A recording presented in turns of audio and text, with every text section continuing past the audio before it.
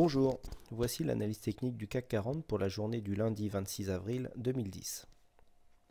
Donc aujourd'hui nous avons eu une séance tout en hausse avec une ouverture à 3995 points. L'ouverture du jour s'est faite sur un joli gap haussier de presque 30 points, 27 exactement. Nous sommes venus marquer un plus bas à 3978 points.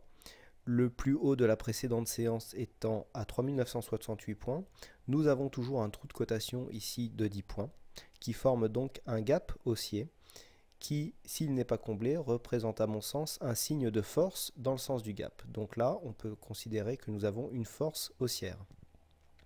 De plus, ce gap est arrivé lors de franchissement ici d'une ligne de tendance, d'accord, baissière. Nous avons franchi, nous avons clôturé au-dessus, ce qui est un autre signe de force, car du coup ça donne à ce gap le statut de gap de rupture. Donc le gap de rupture est un signe de retournement normalement relativement puissant s'il n'est pas comblé trop rapidement. Donc tant que le gap ici représente une zone de support, c'est un bon signe. À ce titre, si nous traçons ici le support, vous voyez ici au niveau de la ligne rouge, je vais vous tracer une ligne. Voilà. Si on trace ici la ligne de support qui correspond au gap, voilà, nous remarquons que cette ligne correspond au retracement de Fibonacci des 23,60%.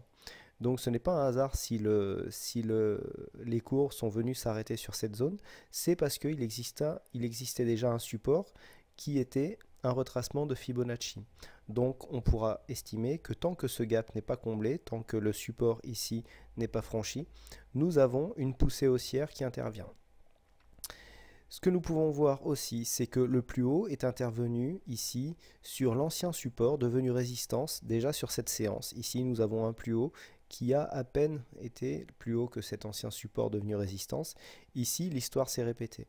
Alors ça par contre c'est une moins bonne nouvelle pour les haussiers parce que ça veut dire que les cours n'arrivent plus à réintégrer ici cette zone de progression haussière. Hein, quand on s'écarte, voilà, c'était une zone de progression ici qui nous tenait depuis quelques jours. Donc les cours n'arrivent plus à réintégrer cette zone de progression, ce qui enlève une certaine force quand même à la pression haussière. Donc là par contre, il faudrait confirmer pour aller chercher les plus hauts, dans un premier temps les 4050, en essayant de franchir cette zone à la hausse. Ce n'est pas le cas pour l'instant. Que pouvons-nous dire sinon que nous avons un doji, hein, donc la clôture et l'ouverture et la clôture quasiment sur les mêmes niveaux. Hein, nous avons 2 points d'écart entre l'ouverture et la clôture. C'est donc un doji qui arrive suite à ce gap de rupture.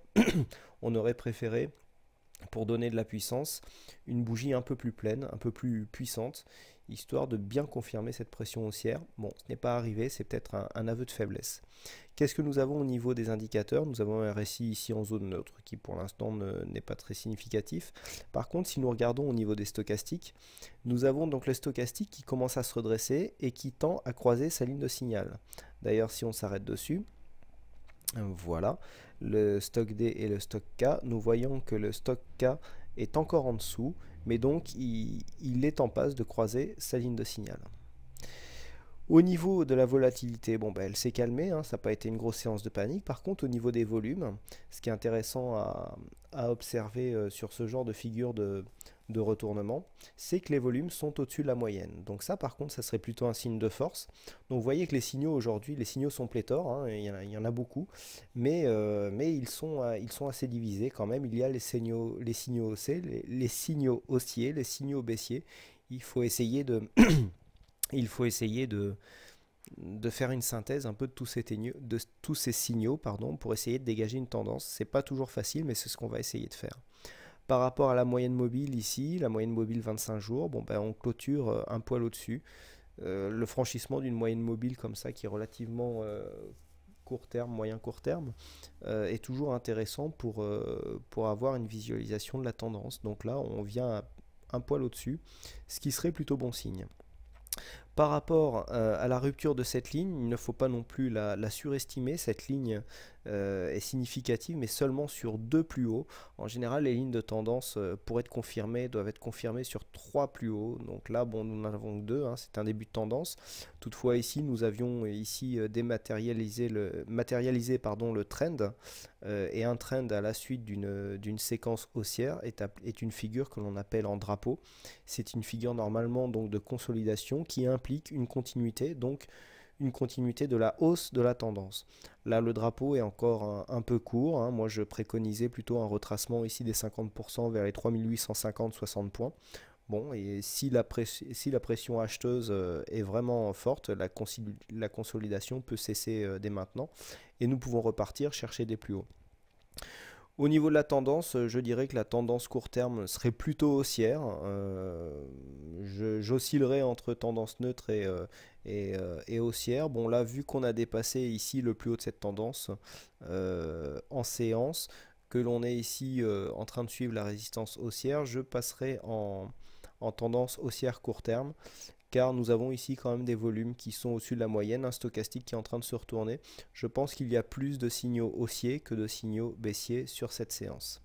Voilà ce que l'on peut dire sur cette séance. Je vous rappelle donc que vous pouvez toujours suivre les vidéos sur le compte Twitter dont le logo se trouve juste à gauche de la petite vidéo. Vous serez donc prévenu en temps réel sur votre par email ou par SMS si vous avez un compte accessible sur votre téléphone portable. Merci à toutes et à tous pour votre fidélité et pour vos nombreuses visites. Bonsoir à tous.